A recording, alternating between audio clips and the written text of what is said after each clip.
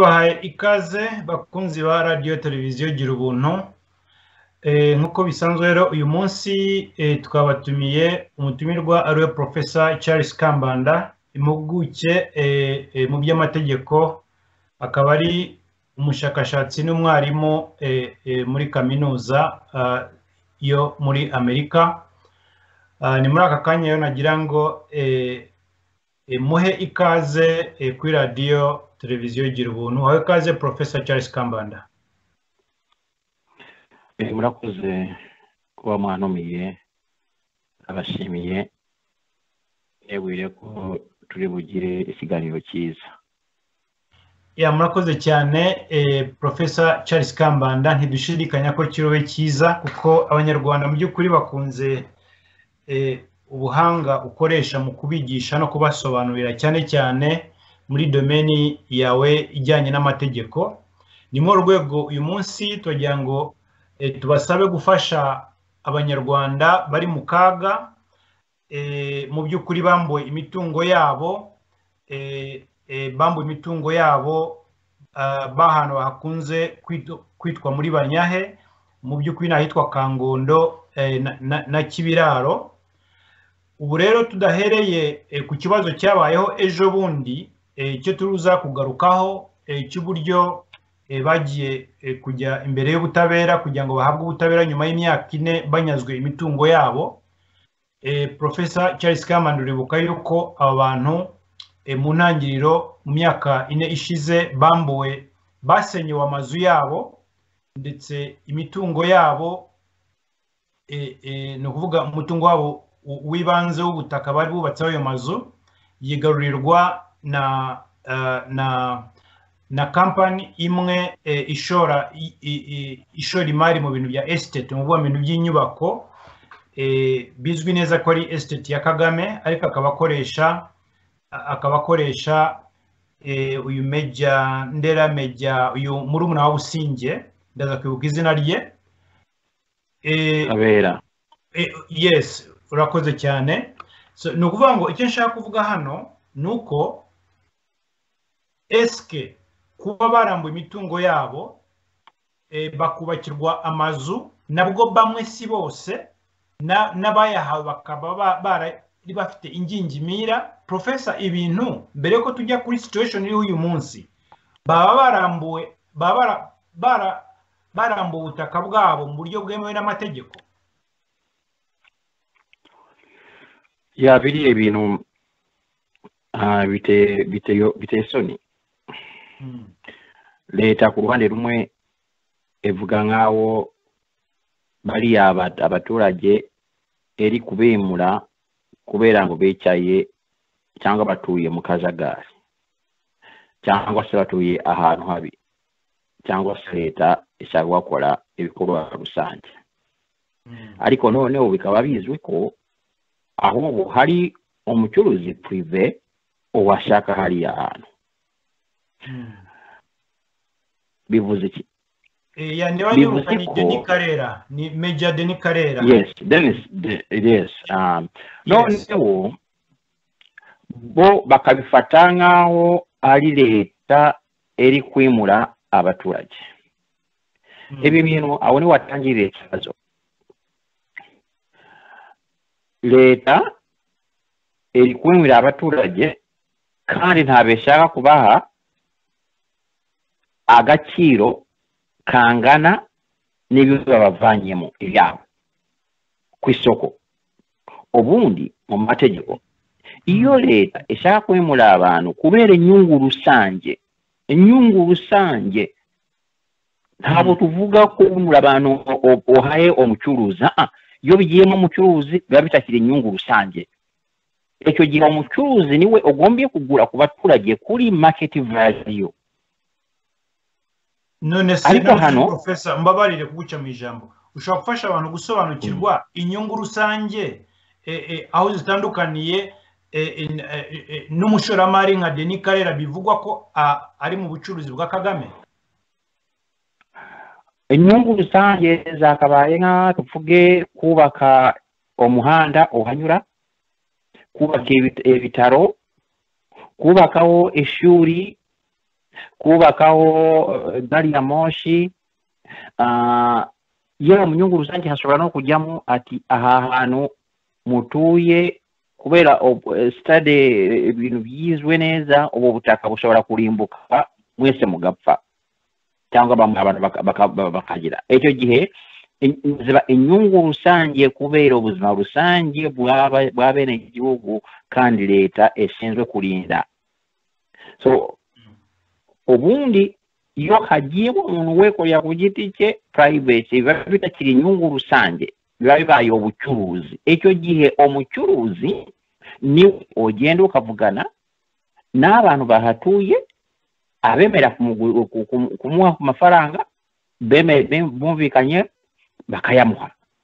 Ariko ibyo leta iri gukora n'ubujura buteye isoni kubera ko mbere na mbere abantu kwimuka kubera inyungu rusange, bari kwimuka kubera umucuruzi runaka washaka. Iyo ni level ya mbere. Level ya kabiri nanone iyo leta yimuye abantu ku nyungu rusange, leta isabwa guha kumvikana n'abo bantu bagiye kwimurwa bakabaha amafaranga ajyanye n'agaciro k'umutungo wabo ku isoko. None se babara umutungo wubatse ku butaka, babara umutungo w'ubutaka gusa, babara byombi? Ubutaka umuturage aba afitemo umutungo n'ubutaka buri munsi yenzuye, hejuru gatoya yenzuye, n'inzuye ubwayo cyangwa n'ibintu bihinzeho n'ibintu biri ku butaka. Icyo nicyo twita umutungo kubera iyo bigiye hasi bakajyamo bakajya kure kuzimu, icyo gihe ubuvuye leta niyo eba efite nayo mpamvu yo hagiyemo ibintu by'amabuye gucukura, leta n'ubu iraha abantu amafaranga ariko bavuga bati n'ubundi aya mabuye y'agaciro ari munsi y'ubutaka wowe udahawa. So ibyo tuba tugiye mu bintu biri tekiniko cyane ku butaka. Umuntu inyungu mu butaka umuntu aba afite ni izihe? So agaciro umuntu ahabwa kagomba kuba agaciro k'ubutaka bwe,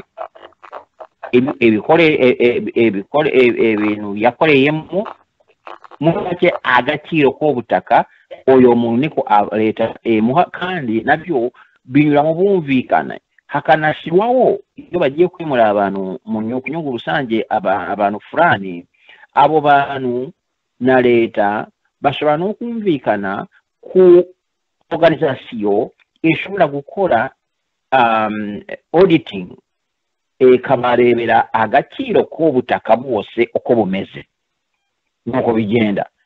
Ariko noneho icyo bisa auditing ni ukugena agaciro k'imitungo bikozwe n'inzobere mu mibare mugena agaciro ry'imitungo.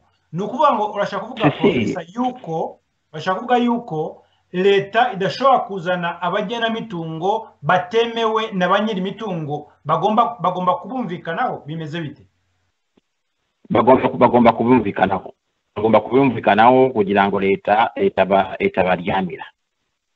Erega ibi bintu bikorwa nanone nayo discourse ikomeye cyane abantu benshi batarumva, nuko mu Rwanda dukoresha amategeko yitwa constitutional supremacy.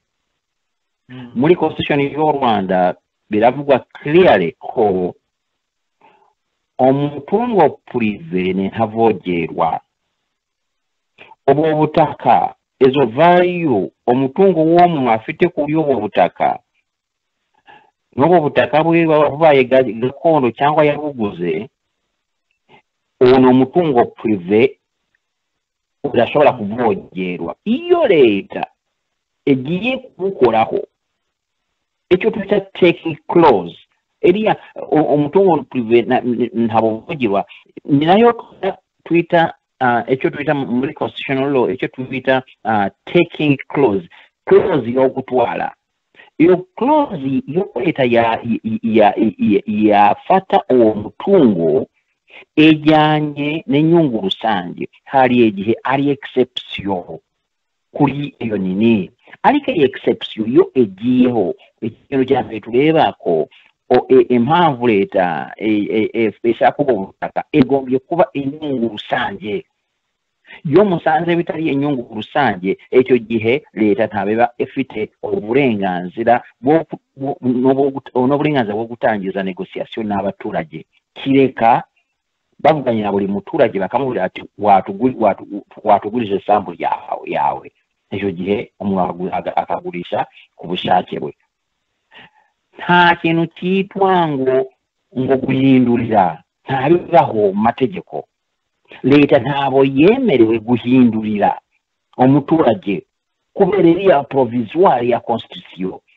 uyo muturage aho umukura hose tuvuge hari mu manegeka aho no mutungo we prive wamukura ntabo muhindurira gusa ngo genda hariya no ogombye kumugura Professor ushaka kuvuga yuko biriya leta yabubakiye amazu ikababwira ngo nimuve hano nimujye muri ariya mazu binyuranyije n'amategeko yego biranyuze n'tegeko nshinga y'u Rwanda umutungo w'umuntu prive ntavogerwa ntabo ushobora kuwuvogera wetwaza ngo namuhinduriye guhindura ntabibaho ogombye kumuha agaciro akavaho niba biri mu nyungu rusange so ibyo tureba ni nyungu rusange icyambere cya kabiri ni nuko abonye compensation iyo compensation egombye kuba agaciro n'ubundi yakagurishije ku soko ryegenga private ku soko risanzwe so twebaza ati obutaka buri abantu bameze gutyo bungana gutya na gutya bugura amafaranga angahe ku isoko namuse if ayo yakubushira ku isoko naye kugurisha angahe icyo nicyo giciro leta eha umuturage ari bari gukura mu butaka kubera iriya provision ya constitution ariko bwana ego okay bwana hano hari ibintu bibiri ibintu twabonye mu rubanza turi kubona mu manza z'abantu biragaragaza ibintu bibiri bikomeye cyane cyambere ubugizi bwa nabi buri institutionalized ubugizi bwa nabi bufite imizi muri institutionel kuza hagombye kurenganura abaturage icyakabiri ubumenyi buke cyane bw'amategeko ubumenyi buke cyane biteye isoni Professor mbabarire iyo point ajyango kuko niyo twenda kujyamo mbere yuko twijyamo hari uburyo waruvuze ngo iyo umushoramari nk'uyu Dennis Karera uyu major retired ucunga umutungo wa Kagame iyo ari umuntu private ushaka gushora imari ku butaka bw'abaturage niwe bumvikana nawe akabishyura nk'uko amategeko abiteganya ariko abaturage bagiye kurega ubuyobozi bw'umujyi wa Kigali umujyi wa Kigali uzamo ute kandi ari umushoramari mu by'ukuri uyu Dennis Karera wabariganyije nge ni nkaho ariko mbibona ni gute bagiye kurega umujyi wa Kigali Professor ebe nabyo ndigo navuze tugitangira iki kiganiro ati hano harimo ibintu bidasobanutse leta yo evuga ko eri kwimura abaturage ku nyungu rusange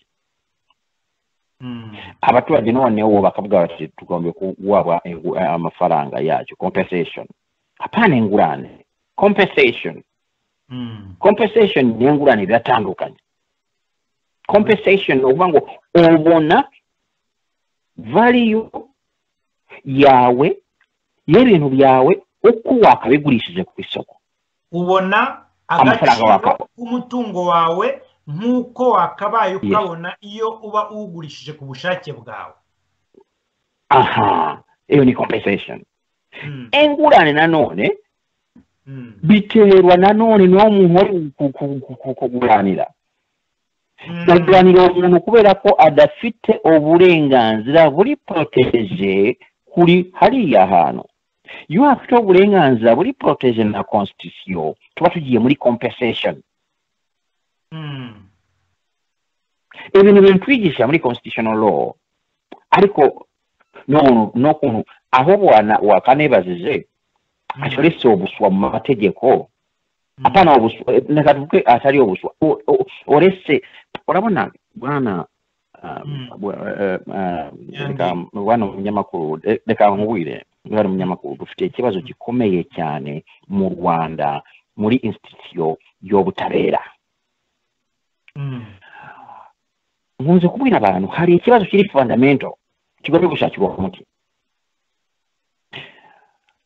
muri independence u Rwanda rurafashe system y'amategeko yitwa parliamentary system cyangwa parliamentary supremacy muri noneho politiki parliamentary system parliamentary ariko mu tukavuge mategeko bafashe institution system y'amategeko ya parliamentary supremacy abategeko parliamentary supremacy bivuze ko abadepite nibo kamara ku mategeko itegeko bashyizeho ribakamara kandi bemerewe gukora itegeko ku buri kintu cyose ku buryo bwose babibona nk'abadepite bakabyumvikanaho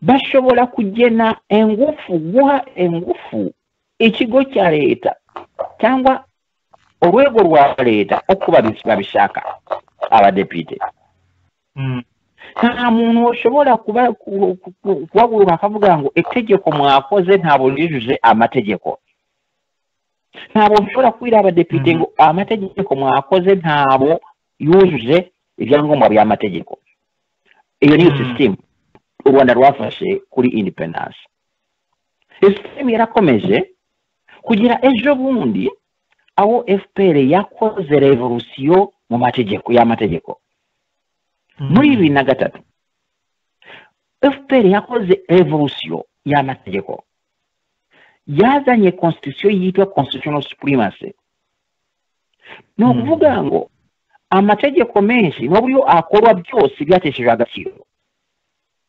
amategeko menshi ari mu Rwanda sasa hivi yataye igihe n'ukuntu amategeko ari appliqué sasa hivi mu Rwanda byataye igihe para constitution ya 2003 ariko noneho ikibazo dufite nubwo FPR yakoze revolution y'amategeko ariko ntabwo yageze yigisha iyo revolution muri za kaminuza n'ubwo kaminuza dufite uyu munsi amategeko yataye igihe kubera kutamenya impinduka zabayeho nabo bataye igihe bataye agaciro abanyamategeko bariya hobona bataye agaciro bagomba gusubirayo kwiga bakiga constitutional supremacy aho kwiga parliamentary supremacy bakiga amategeko ajyanye system y'amategeko yitwa constitutional supremacy kubera ko sasa hivi tufite constitutional supremacy y'amategeko noneho rero ikibazo dufite za kaminuza zacu ntabo zagize zihindura barakigisha amategeko yataye igihe ya mbere ya 2003 abayigisha nabo bataye igihe baracyari ku mategeko ya nyuma nibo basigaze nyuma n'amategeko burya n'amateka burya abanyamategeko bo mu Rwanda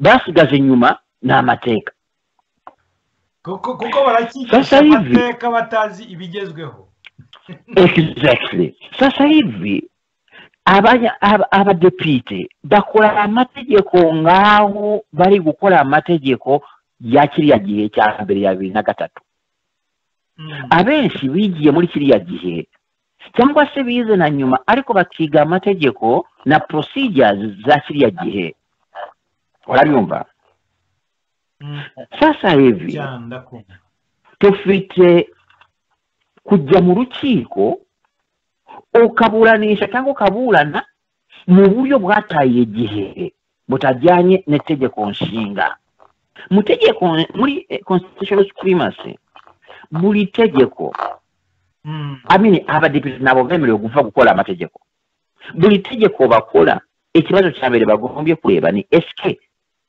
ntabwo rigongana na constitution iyo rigongana na constitution ntabwo bemerewe kubikora ikindi abadepite ntabwo bemerewe gufa gutanga imbaraga ingufu ahantu baho bishakiye ngo iyo agency zakora ibi n'ibi ntabwo bishoboka kubera ko tufite muri constitution hari ikibazo cyitwa separation of powers gikomeye cyane nta branch ya leta yemerewe gukora ibyo bindi branch yemerewe ekora muri constitution ba abadepite baracyabivanga n'abanyamategeko baracyabivanga nayo mpamvu sasa hivi uri kubona ko n'uru rubanza ruri kuburanishwa n'umucamanza utazi amategeko agezeho ya 2003 ya constitution ajanye na constitution ya 2003 ejo ni cyambere uri kuburanishwa mu rukiko rutafite ububasha ibyo nabyo ndabibasobanurira reka mbasobanurire sasa hivi impamvu ndi kuvuga ngo ruri kuburanishwa n'umucamanza utazi amategeko umucamanza ari gukoresha itegeko ryakoze n'abadepite muri 2018 ariko ryakozwe muri cadre yari amategeko yataye igihe bitewe na constitution ya 2003 reka nkubwire impamvu iriya tegeko ya 2018 umucamanza yakoresheje ryemerera umucamanza kubwira abantu baburana ngo bagende ku munzi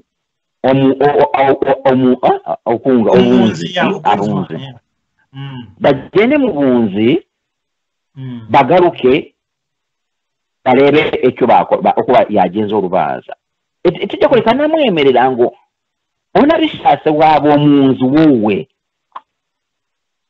icyo kintu kirazira muri constitution ya 2003 kubera constitution ya 2003 yubakiye kuri separation of powers yes kandi abadepite nabashobora kubihindura kubera ko abadepite nabari kamara kandi gusobanurire bana umunyamakuru yego ubunzi kunga ni fonction ya executive ubucamanza ntabo bufite ubushobozi bwo kuba abunzi muri constitution 2003 engufu cyangwa vesting clause fonction zose ziri executive zijya muri executive fonction zo gukemanza zijya muri judiciary gukemanza no kunga biratandukanye judiciary muri constitution y'u Rwanda nta na hamwe yemerewe kuba omunzi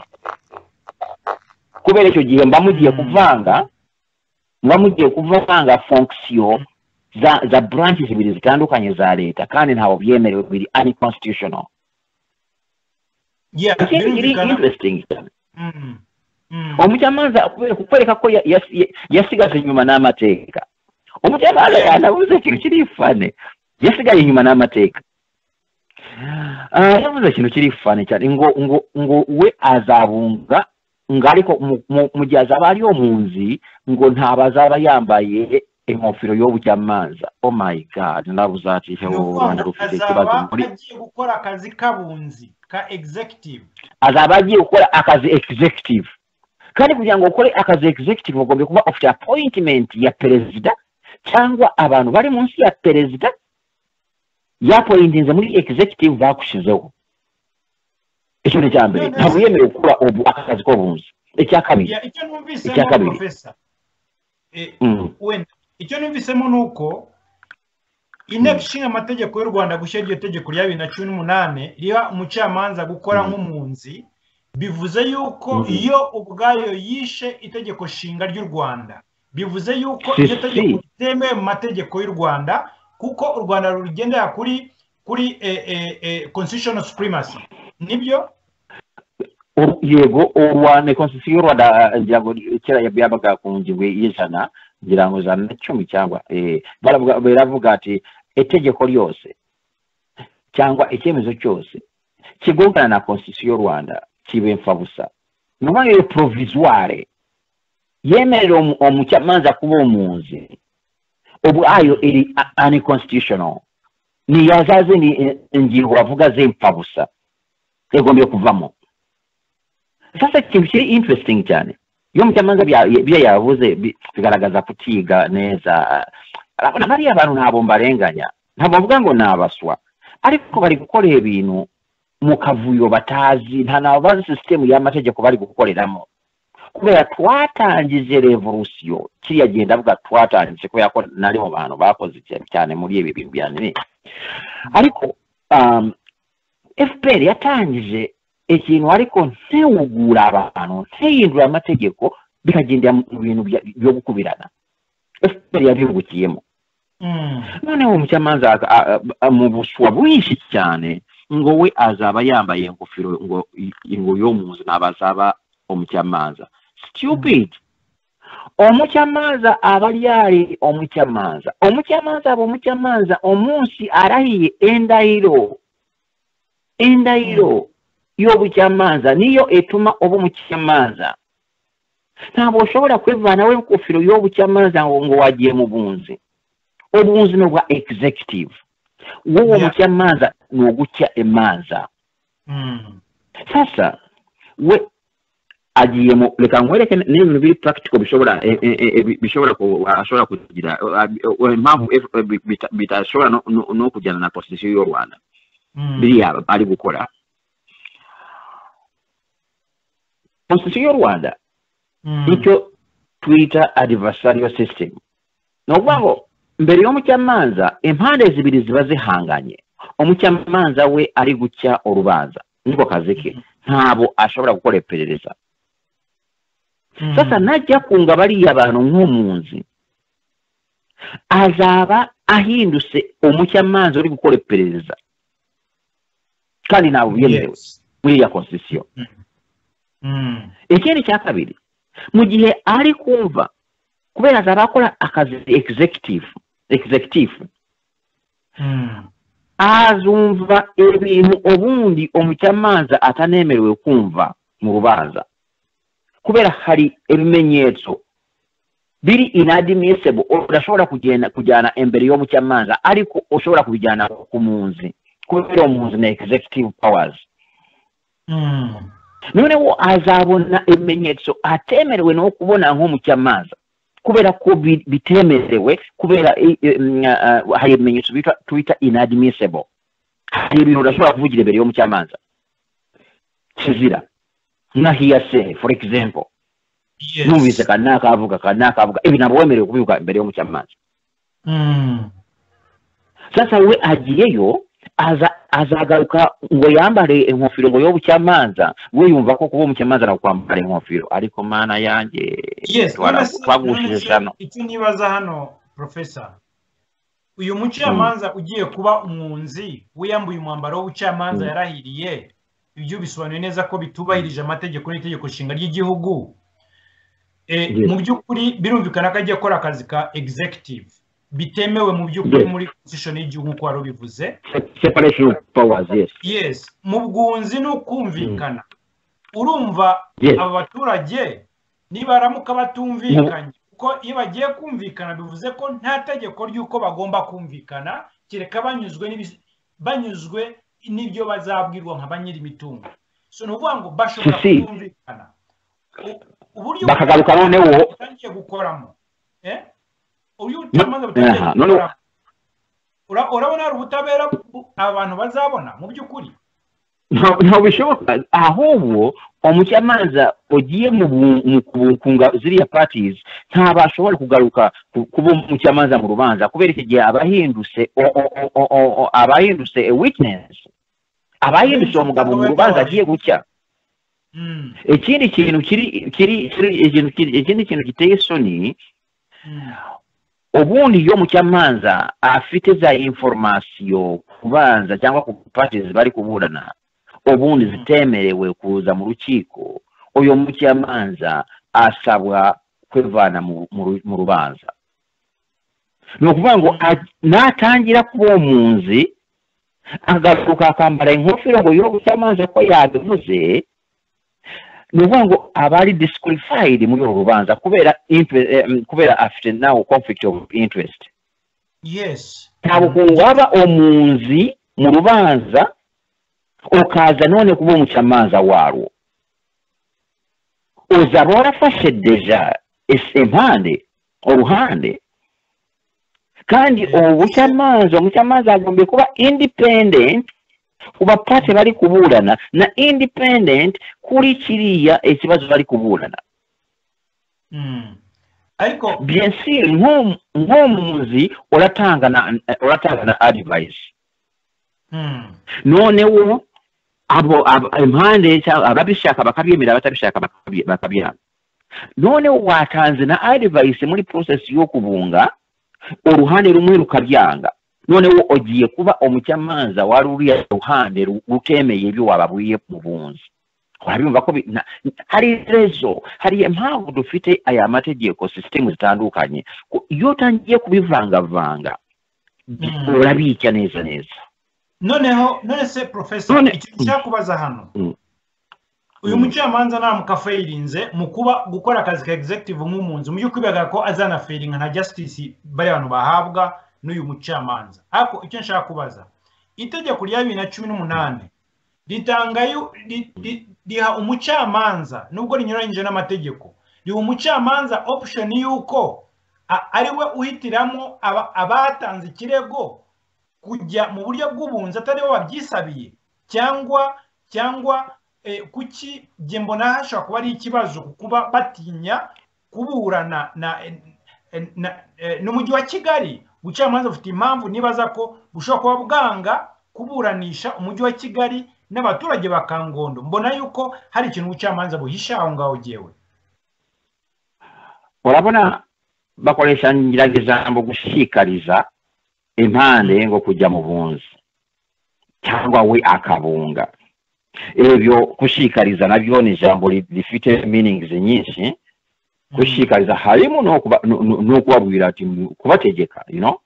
So ebyo urabona ko iri tegeko ni imfabusa, iyo provision ni imfabusa kubera ko kirazira ko umucamanza bamuzanye urubanza imbere ye akababwira ngo mugende mu rujyane mu bunzi. Baje bashaka justice kandi justice delayed is justice denied. Yes. Kandi yo mucamanza abuye abantu ngo mujye mu bunzi kubera ko ni executive function aba anategetse executive kandi umucamanza ntaba afite ububasha bwo gutegeka executive ngo mukore ibi. Kandi icyo gihe umucamanza abagiye kujena akazi ka executive umucamanza aracyo rubanza barawuzanye imbere yawe ogombye kurucya ukurikije amategeko. Ariko nanone kubera abacamanza n'abantu bakora umwuga mu Rwanda bashizwe inyuma n'amateka basigaye inyuma n'amateka n'abavuka baburanira aba bantu ba Kangondwe sinze kuba rivugira izina nabo basigaye inyuma n'amateka y'amategeko mu Rwanda mutegute. Bajyanye urubanza aho rutemerewe kujyanwa. Ibi nabireka mbasobanuriye. Ruriya barujyanye nk'urubanza administrative. Barufashe nk'aho ari urubanza administrative. Bakarujyana mu rukiko rw'ikirenga. Muri high court. Mu rukiko rukuru. Ibi bintu ntabwo ari byo. Ruriya ntabwo ari urubanza rwa administrative. Urubanza rwa administrative iyo rureba operation na procedures zikoreshwa na agency ya leta. Operation mu kazi ka buri munsi na procedure bakoresha mu kazi ka buri munsi zishobora kurenganya umuturage. Hariya nta kibazo administrative kirimo ahubwo ikibazo ni constitutionnel. ikibazo ni constitutionnel kandi urukiko rukuru rwa nini ntabwo rufite ububasha bwo kuburanisha imanza constitutionnel. Ikibazo kiriya ni ibibazo bibiri. Eske leta eri kutwara buriyo butaka bw'abantu ku nyungu rusange? Icyo ni ikibazo cya mbere court egombe gucya. Ikibazo cya kabiri, eske habaye compensation ehagije esabwa n'amategeko? Icyo ni ikibazo cya kabiri.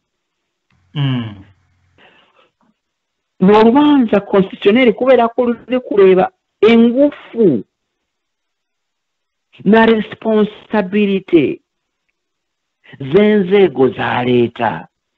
Eske executive ifite ububasha bwo kwimura abantu ku butaka bwabo, kandi constitution evuga ko umutungo privé ntabovogerwa. Urubanza rwose rurebana no kwita constitutionnel rujya mu rukiko rurinda constitution, kubera constitution y'u Rwanda irabivuga bitomoye neza, biri clear that umutungo privé ni ntavogerwa. Iyo leta igiye kuvogera umutungo w'umuturage, uru rubanza ntabwo ruba administrative, ntabwo rujya muri high court, uru rubanza rujya muri constitutional court, kubera ruri kureba ingufu, imbaraga za branches of government. Yewe n'ibibazo birimo muri uru rubanza ntabwo ari ibibazo urukiko rwa high court rufitiye ububasha, kubera harimo ibibazo bibiri. Ikibazo cya mbere ni eske leta iri gutwara uriya mutungo ku nyungu rusange? Iyo ni analyse ekora n'urukiko rwa constitutionnel. Eske abantu babaye compensated neza? Icyo ni ikibazo kireba constitutionnel, kubera ko ni violation ya constitution. Bo barujyanye muri administrative, nkawo bari kurega umuntu privé watwaye ushaka kwiba ubutaka bw'umuturage.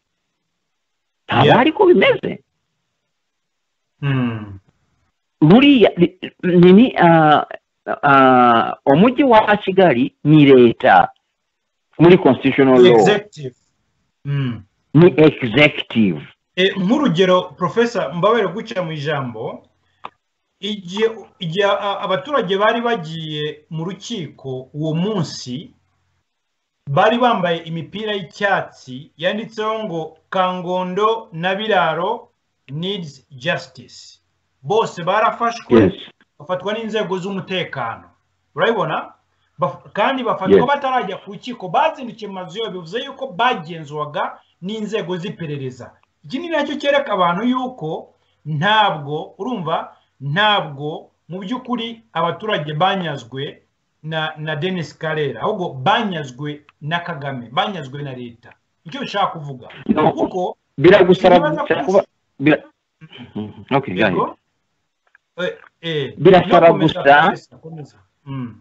birasaba gusa kuba umuntu yize amategeko akayasobanukirwa. Ariko dufite ikibazo mu Rwanda, bariya bacamanza n'abavoka ntawe bageze biga constitutional law, kandi bari kwiga, bari gukora amategeko muri jurisdiction yitwa constitutional supremacy. Bo baracyakoresha amategeko ya kera yateshejwe agaciro na constitution ya 2003. N'abadepite baracyakora amategeko yateshejwe agaciro batemerewe gukora bitewe n'iriya constitution, kuko anyuranyije n'itegeko risumba yandi itegeko shinga. Si itegeko ry'abaturage. Buriya muri constitutional supremacy underlying philosophy nuko itegeko nshinga riba rikozwe n'abaturage, ntabwo ari itegeko ry'abadepite. Baba barikoze directly obwabo, kuko baritora muri referendum, kandi ntabwo ritora n'abadepite. Ni ukuvuga ngo abadepite ntabwo bashobora gukora ikintu kiri hejuru cyangwa kivuguruza constitution. Niyo tufite system yo mu Rwanda. none ubo bakaza bakabivanga bakakibiranya ugasanga umuntu yavuze ibintu ukivuga ati ariko uyu mugabo yageze yiga amategeko cyangwa ni bushombe nakankwazi so ibi bintu abantu baravanga ibintu hari ikintu cyitwa settlement amicable settlement hari ikintu cyitwa mediation settlement umucamanza ashobora kuvuga kubwira impande zombi ati bagenzi ukubona urubanza ko mbona rworoshe cyane kumvikana hagati yanyu ko hari ibintu bafitiye inyungu ntabwo muzatakaza amafaranga menshi muzahita mumvikana ku bintu noneho tubihindure urubanza tubihindure icyemezo cy'urukiko mwagiye mukumvikana mukaganira hagati yanyu mukanakoresha mukanahana ibimenyetso mutakoresheje ziriya amategeko yo guhana ibimenyetso akomeye cyane mu rubanza mwagiye hanze mukabivuga mwebwe hagati yanyu mukaza kumbwira icyo mwumvikanye none wo nkacyemeza niba yuye n'urubanza icyo cyitwa settlement urabimva ebyo mucamanza yemerewe kubikora ariko kuvuga ngo mugende muri mediation bivuze iki mediation bivuze ko impande zibiri uraziburiye kugenda hanze zihure n'umuntu wa gatatu umuhuza zibone kuganira kandi zaje mu rukiko zikubwira ziti tufite ikibazo cyananiranye dushaka ko oca urubanza judiciary ifite fonction yo guca urubanza gusa nta bishobora kubajyana mu bunzi kubera kungana fonction executive nta bari fonction ya judiciary so baravanga amadosiye ukibaza ati ariko abantu bize hehe none se reka nkubaze okay go ahead nkubaze sasa abaturage ba Kangondo baje uyu munsi bakagusura bakakubwira ngo Professor tugira inama iki gikorwa cy'ubwunzi cyemejwe n'uyu mucamanza umaze kutubwira yuko kinyuranyije n'itegeko nshinga ry'igihugu cyacu umaze kutwereka yuko uyu mucamanza azaba aje gukora akazi ka executive umaze kutwereka yuko bigoye kugira ngo tubone ubutabera ndetse no kubogama bishoboka kuri uyu mucamanza tugira inama y'icyo twakora twebwe abaturage ba Kangondo muri Bannyahe tugira inama y'icyo wabagire inama Professor. Okay, niba bashaka bagifite icyizere cy'ubutabera mu Rwanda ijambere nagira bariya inama nagira abavoka bariya abantu no kujyana urubanza mu rukiko rufite ububasha ruriya ntabari urubanza administrative ni urubanza constitutionnel twabibuye kera leta Kagame muri 2005 Kagame yagezaho akemeza urukiko rwa constitutional law urukiko rushinzwe kurinda constitution ariko rutangiye gukora neza ariko Kagame yarukuyeho ngo rumwikira gahunda ngo batuma bavuga ngo amategeko nta buri constitutional bakarivano kandi nta birashaka ashaka ngo gahunda zizehute yaruvanyeho bacyamaza akanabica nyuma y'igihe tumaze kuvuze cyane ati nawe bishoboka system ya constitutional law mwafashe primacy tabibaho ko hatabaho urukiko rurinze constitution ugomba kubaho urukiko sinzi ukuntu bagiye bakomeka ububasha ngo bwo kurinda constitution cyangwa kuburanisha imanza zijyanye na constitution ngo bakabishyira mu rukiko rw'ikirenga ibyo nabyo narababwiye ati ibi muri gukora muri abaswa gusa urukiko rw'ikirenga ntabwo rushobora kuburanisha imanza constitutionnelle bwa mbere na bwa nyuma kubera abantu bafite uburenganzira bwo kujurira mushyire urukiko constitutionnel kuburanisha imanza constitutional nk'uru rubanza rugombiye kujya muri sasa hivi uko bimeze urukiko rufite urubanza ububasha ni urukiko rw'ikirenga kubera iki kubera urubanza ruri kuvuga ruti leta yishe constitution leta yavogereye umutungo prive wabo bantu babanyahe kandi constitution evuga ko umutungo prive ntabo vogerwa. Iki kibazo bakirega mu rukiko rw'ikirenga gusa sasa hivi uko bimeze. Ikindi barega urukiko barega muri uru rubanza bari abantu bashobora no kuba bavuga bati menye ko abacamanza biranashoboka ko impamvu bari gukwimura iyo bashaka gukorera hariya ntaho bihuriye n'inyungu rusange. Bityo rero nta nabagombye no kutuvanaho abona ko twakumvikana kubikira. Ibi nabyo bivugwa n'urukiko rw'ikirenga. Sasa urukiko rurinda constitution nirwo rw'ikirenga. None wakajya n'ikibazo cya gatatu giti compensation baduha ntabo yemerewe mu mategeko bari gutamika compensation kandi compensation ni value ejanye na market price. Yes, urukiko rurinze constitution n'ugombye kubiburanisha, ariko sasa hivi urukiko rufite muri biriya byo kuva gukubitana ibintu kubera ko babyumvise abantu babivuga bumvise tukora critique nabo bakagenda bakabikubita bakabyomeka ku rukiko rw'ikirenga. Ikibazo sasa hivi kiriho urukiko rw'ikirenga niba ari uburanishije imanza beneze bwa mbere na bwa nyuma ibiza abantu nebakira urubanza nk'uru umuntu uzaba utishimiye uko ukiwe azajahe muri rukiko mu bujurire. Nawe cyo bikwereka ko u Rwanda rugomba creating a constitutional court. Nta kuntu mwaba mufite amategeko system ya constitutional supremacy mudafite urukiko rurinda itegeko nshinga. Ntibishoboka. So barebe ukuntu bashaka urukiko rwa constitutional court bashobora hari uburyo bwinshi barukora.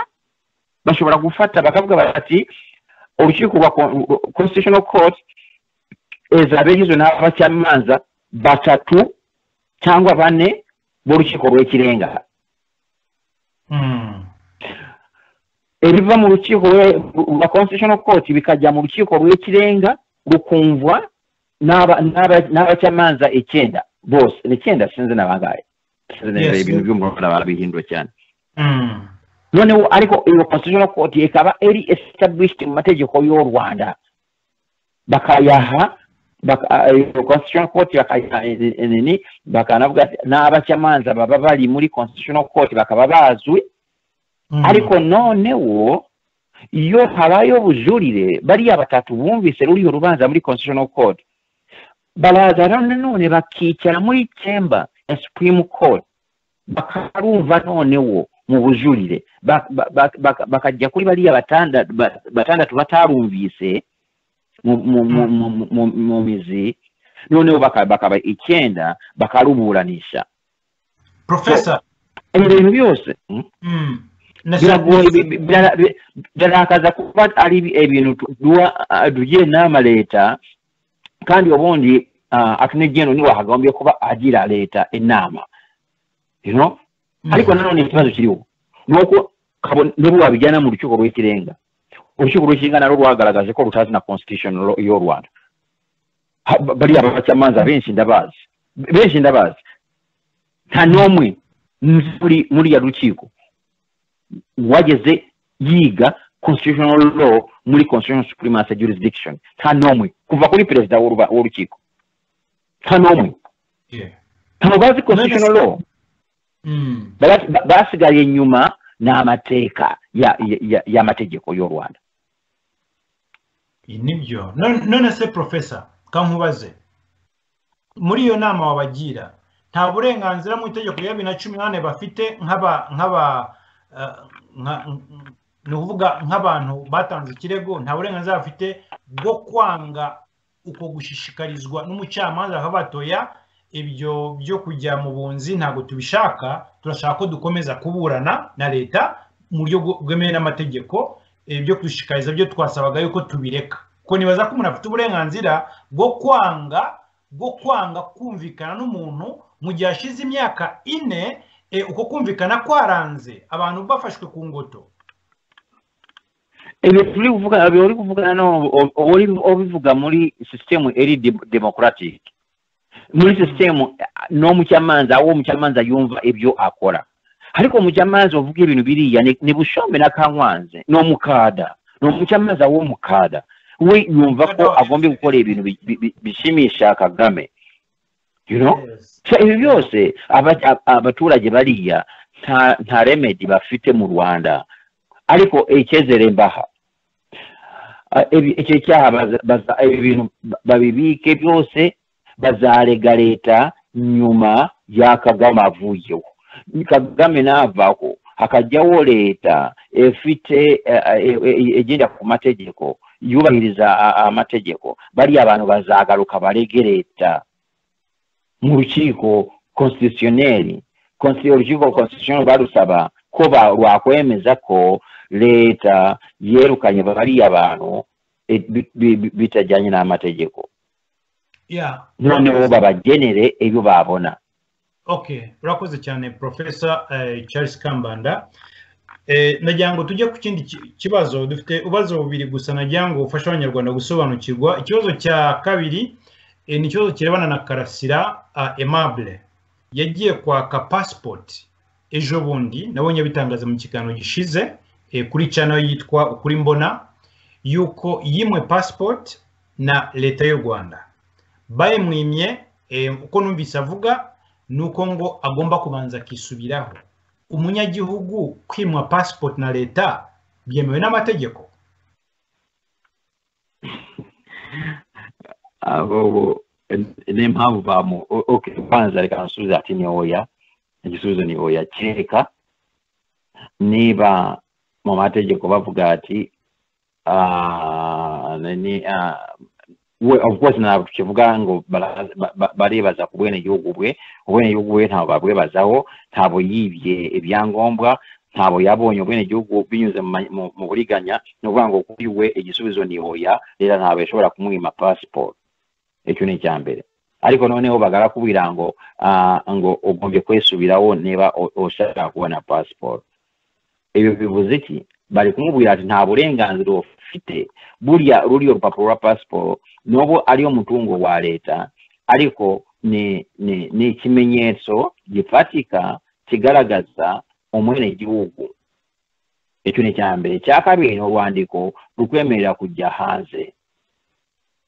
Ntawe bivuze ngo buri muntu ubona passport agombye kujya hanze mu mahanga, no. So ibintu turi kuvuga hano, ibintu biri kuvugwa sasa ni biri interesting ko banamubwiye impamvu batavumuhaye. Baramubwira ati ntabo vuga ibyo twifuza, ntabo ori kuvuga ibyo leta yifuza, therefore ntabo wemerewe kubona passport. Nuvuga ngo bamusanctione bamuhanye kubera ibyo avuga, kandi constitution mu burenganzira bwo kuvuga, freedom of speech. Nayo bihuye neza n'ibyo twari turi kuvuga. Nk'ubu mu gihugu cyubahiriza amategeko, Karasira yari kujya mu rukiko akarega bariya abantu. Abarega hehe? Mu rukiko rw'ikirenga, mu rukiko ugombye kurinda constitutionnel. Kubera iki? Karasira abarega leta yavuga ati banyimye passport kubera ibintu mvuga ngo nisubiyaho nkavuga ibyo executive yashaka nzabona passport. Iki gihe abari kuburana uburenganzira ba freedom of speech uko buri protege na constitutionnel. Iyo urubanza rujya muri constitution igategeka leta ati bimwakoze ntabo ari byo mumuhe passport.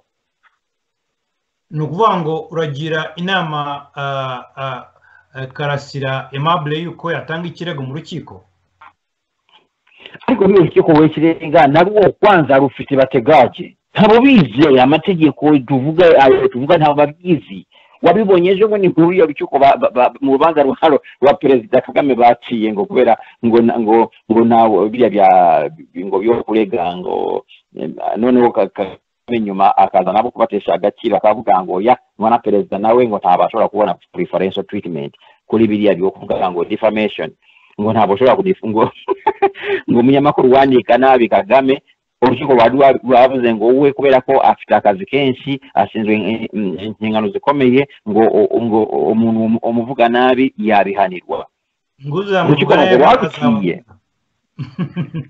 none kubera n'abazungu bamuha amafaranga bavuye ati ibintu urukiko rwavuze ntawo bibaho bukeye Kagame yagiye avuga ati oya ati nanjye abantu bashaka bandike n'uburenganzira bwabo ati ntawo bishobora kubanira urukiko rwaramuhaye ariko nanone murebe composition y'urukiko nakubuye n'amazina bari abantu ndabazi ntawo bize constitutional law kandi bari muri constitutional supremacy barabyimba hariya muri iriya myambaro ntabwo bazi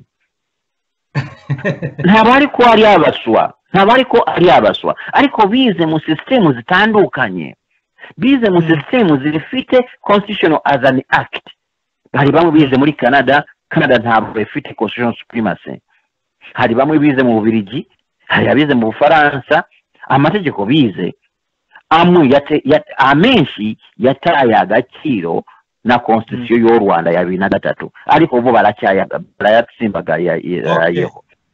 Okay professor urakoze cyane ndabona akanya gasa nkaho kari katujyanye nagira ngo ngusabe kugira icyo uvuga professor ejo bundi ku nshuro ya kabiri headquarters za CHOGM zatangaje yuko CHOGM yagombaga kubera mu Rwanda itakibaye kandi nibutse abatwumva yuko zimwe mu ngaruka za CHOGM n'abaturage professor yagiraga inama yanatabarizaga yanigishaga amategeko basenywe bakangondo n'abandi bose bagiye basenyerwa amazu banyagwa hitwajwe ngo CHOGM none nayo batangaje ko ngo itakibaye batangaje ko ngo impamvu ngo nukubera yuko hari ikibazo cya COVID-19 ariko abantu benshi siko barimo kubibona professor barabona yuko yari imvugo mu byukuri ya diplomacy bashatse gukoresha kwitwaza COVID ariko abenshi bahamya yuko byari bifitanye isano n'uburenganzira bw'ikiremwamuntu buhonyorwa mu Rwanda no kuba democratic na human rights principles za Commonwealth u Rwanda rutazubahiriza ibi urabivugaho iki professor Charles? Yambibona mu buryo bubiri impamvu zombi ziri independent nazo zirahagije kuba haba iki cyemezo cyafatwa impamvu yoko ari ikibazo cya COVID ubwayo nayo irahagije kubera ko sasa hivi n'inama zikomeye zindi z'abayobozi b'ibihugu bikomeye ku isi zose zabaye online urabyumva psychologically n'abantu bafashe inkingo nabo nta muntu uraba sturiko iyo fashe urukingo ntabwo wafatwa COVID kandi urabona ko so ibyo nabyo abantu baracyafite neyo fear yo kuva kugenda batazi neza kubera n'ibintu by'inkingo ntaho babizi icyo nacyo kirahagije kubahindura ariko nanone hakanaba n'ikibazo cy'uburenganzira buriya ne igisebo gikomeye cyane kuri Commonwealth kujyana ziriya nama kuzijyana mu Rwanda ni igisebo gikomeye cyane n'ubu hari abacuruzi ba Kagame inshuti za Kagame babifitemo uruhare bakoze lobbying kubera amahoteli yabo bubashe mu Rwanda barayashakira abakiriya ariko nanone igisebo kuri ku muryango nacyo bwacyo kirahagije kuba bakwitwaza COVID kubivanaho nayo mpamvu mu rwandiko banditse wabona ko uri umuyobozi wa Commonwealth afite presiyo ekomeye tekereza yabanje gusasira icyemezo cya Commonwealth ati bitewe n'ibi kubera ibi n'ibi ariko nanone ibi byose bigaragaza ko hari abarobisiti bakomeye bashakaga ko inama yajya mu Rwanda bagakora amafaranga mu hoteli zabo batone bureya n'abandi bacuruzi. Noneho niyo mpamvu ubona ibintu bibiri, ubona abayobozi ba politiki n'abacuruzi babandi bakoze lobbying kujyana muri iyo bucuruzi bwabo mu Rwanda. Abayobozi ba politiki bafite ikibazo gikomeye cyo kubo Kagame ari omuzigo ukomeye no gusiga icyasha umuryango wose kujya mu Rwanda. Kweri umuntu niga abantu, umuntu wica abantu nk'ensazi, ripoti zose zirahari tukajyayo. Ariko nanone abayobozi ba politiki nanone nabo bakaba babungamiwe n'inyungu z'abacuruzi bashaka ko byajya munini. Nayo mpamvu hashize nk'ibyumweru bitatu uriya sekretari generali yari yavuze ngo inama zimwe zitangira zibe online. Birumvikana ko Kagame n'abacuruzi be barabyanze, bashaka ko zose ziba in person kandi zikaba mu Rwanda kubera amahoteli yabo. Masanyine ntacyo bakuramo. Aha. So noneho urabona ko bari abacuruzi na Kagame bari kubwira uriya sekretari generali n'abanyapolitiki ati niba mutazana inama in person mu Rwanda mu byihorere. Nabo bakababwira bakabafunikira ati okay, turemeze ko itazaza mu Rwanda, nta munsi tubahaye wundi bibe gutyo, wende ibintu bizahinduka. Abantu bashobora kuba banatekereza ati Kagame azavaho. Professor, hari n'ikibazo cy'uko ngo mu member states ba Commonwealth barenga 60 ngira ngo yuko ngo ibihugu 8 byonyine niyo bimaze kuregisteringa ko bishobora kuza participating, ibindi byose byaranze. Ubwo se ikindi gihe cyo nihaba nta na covid ihari, ibyo bihugu bikabona yuko values za Commonwealth zirimo human rights, uburenganzira bw'ikiremwamuntu, zirimo democracy, zirimo ubwisanzure bw'itangazamakuru, zirimo ubutabera, zirimo freedom, nta ziri mu Rwanda, bwo banze abo lobbyisi aricyo bageraho. Erega harimo boycott impuzamahanga ikomeye. Urabona hari inama y'abagore y'urubyiruko kandi inama zikomeye, hari inama ya demokrasi, hari amategeko, hari y'urubyiruko bari bazishizeho ngo zaba online. Ariko nanone no kuba online ibihugu byanze kwiyandikisha bazaba online. Babonye ibihugu bike bitegeze kuri 20% online, biyandikishije kubikora online, virtual, you know. So harimo international boycott. Yes, harimo international boycott. Iyo statement yakomeye cyane international kuri Kagame nashaka abyemere, kubera ko no kuri internet, kuri virtual, aho batashobora gufatwa na covid, banze kwiyandikisha, banze kubonana na Kagame mu maso kuri screen, kuri ekran. Yes, noneho uvuga ati tuvuge noneho Kagame akavuga ati tushaka aho biba in person. Bakabwira ati ibi bintu ntaho bishoboka. Nayo mpamvu batanamuhaye amatariki, bashobora kuba batekereza ati uyu mugabo ashobora kuzavaho hagati aho kubera barahumeka umuko uri mu karere. Akavuga ati uyu mugabo wenda azaba anavuyeho, noneho tuzakora arrangements zitafite pressure. So cyangwa aba bantu baba lobbyist bamwe bazaba bapfuye, ibintu bimeze gutyo, you know. So ndibaza ko abantu banze kuza mu nama online by boycotting bayanze, nta kuntu wagira icyizere cy'uko ikindi gihe bazemera no kuza in person mu Rwanda. Exactly. No, hano harimo ibintu byinshi, harimo statement yakomeye ya politiki, ariko nanone abantu bahanganye na Kagame hari icyizere ko ibintu abantu bavuga imiryango abantu bakomangaho, abantu barabyumva ibyo abantu bavuga, abantu bakomeze gushyira presiyo ku bihugu ku nshuti zacu zose muzibwire ko commonwealth common decision yo kujyana biriya bintu mu Kigali ni ibintu biri incompatible na values kandi bakomeza banabwire aba bantu ati abanyarwanda ubwabo bari kunigwa bari kwitwa na Kagame nabo mubagomba igisobanuro igihe cyose muzakora inama imeze kuriya muyikora eyobowe na Kagame ni igisebo gikomeye so abantu barabyumva amahanga arabyumva nayo mpamvu yakoze boycott nobo ya nini covid ya iri nama ishobora kutazaba mu Rwanda cyangwa se bakazayiha umunsi na Kagame wenda atakiriho. Okay, murakoze cyane Professor Charles Kambanda.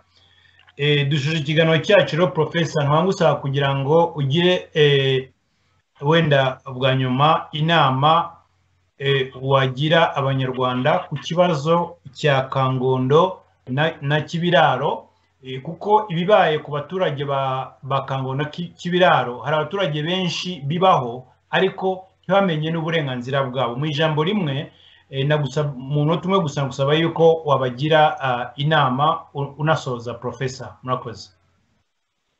Inama no kumenya ko umwanzi wabo ari imiyoborere mibi, umwanzi wabo ari igitugu, bakomeze bakirwanye. Ku bantu bakorera leta ya Kagame bamenye ko ibyo mukorera abandi hari igihe namwe bazabibakorera kandi namwe imitungo murayifite mu Rwanda. Abazabasimbura nabo bashobora kuzetwaza mukoze kubambura. Icyo gihe mutazarire muzemere namwe ko babatwara gutyo. Ariko birabaze kuba turi kubaka umucyo wo gutoteza abantu no kubambura. Birabaze cyane. Murakoze.